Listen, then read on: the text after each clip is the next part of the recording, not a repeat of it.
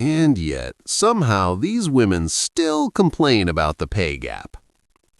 Meanwhile, a supposedly strong, independent woman can't even lift a simple bin bag. At this point, she probably needs a bear to step in and help her out. The irony here is just unreal.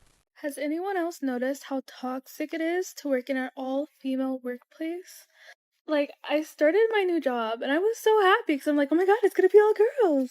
During my training, my manager asked me a question and I forgot the answer. And she was like, you decided not to remember that? Like, you chose not to remember that? Oh my god.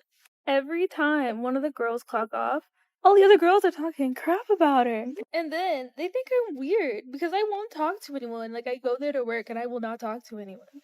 Because, like, they hate each other. And the worst part is that they pretend to be best friends. Honestly, my favorite content is watching women call out other women's behavior. The drama, the opinions, it's endless. Now, just imagine being in a relationship with someone like that. Yeah, it could get complicated real fast. It's definitely a lot to take in. So this girl went into the bathroom of her job, propped the camera up to say, the dudes at the job be flirting with all the other girls and none of the dudes split with her. Then proceed to do a whole 360 and say, I know it's probably because of the way I'm shaped, but damn. The workplace is not a bar? Seriously, what is even going through these women's heads? Guys, take this seriously. Do not approach someone at their job. It's not just awkward, it can actually be dangerous. Respecting boundaries is basic common sense, especially at work. The people of the Me Too movement are now facing consequences because it says more male managers are avoiding mentoring women or meeting alone with them. And, I can't even fault the men in this situation because, all it takes in 2025, all it takes is a dude saying the wrong joke or misreading a situation and he's just in jail or fired. Especially this day and age when everyone is just like so sensitive. And it's really smart of men to not be in a situation where they are alone with a woman. Like that's just smart. Because all it's going to take is for her to say one thing and you to try and deny it. But ultimately she's a woman. So people are just going to automatically take her side and then you're just screwed. But I don't think you have to go. I don't think men have to go as far as like avoid being alone with women. I think some of the accountability has to be on women having good judgment. Because all of those girls in the Harvey Weinstein case said that they went to his house at 2 a.m. for an audition. Like, bruh, women are the smartest species in the world. How were they all so dumb to believe that an audition would take place at somebody's personal home at 2 a.m.? Come on now. This is one of those classic push your limits and see what happens moments. These women are learning lessons the hard way, and it's definitely not a joke. It's wild how some people who seem privileged still keep chasing more, even at the expense of others. And moments like this really show that certain extremes of feminism can end up hurting both men and women instead of helping anyone.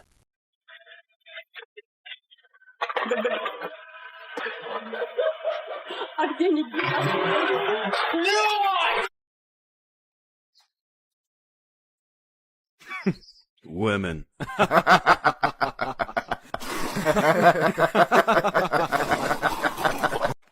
I was in a live today where someone in the comment section brought up what they believe to be massive figures, massive statistics of the amount of men that are afraid to give CPR to a woman in public for fear of being accused of SAing that person because they might accidentally touch their breasts. And it's referring to this.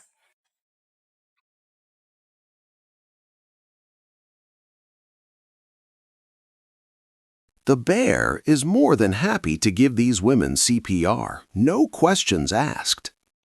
Now, imagine a man doing the same in the West.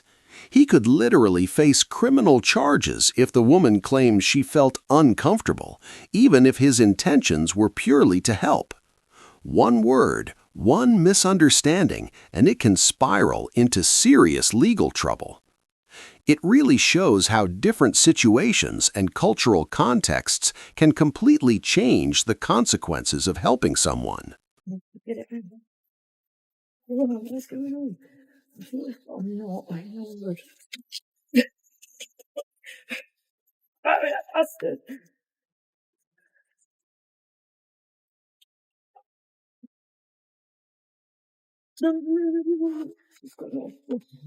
Oh, it's smoking again.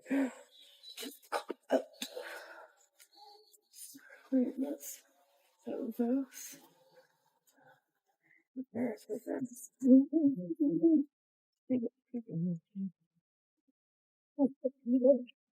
Oh, yes. Smoking.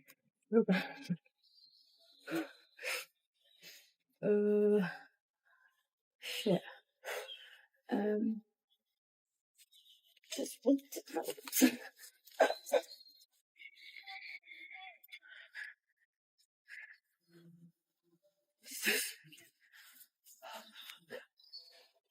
Oh, I'm gonna detach it. I'm gonna have to get a hammer.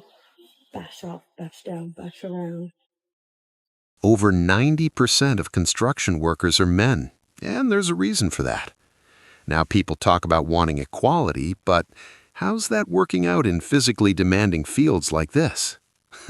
It really makes you think about the realities behind some of these conversations.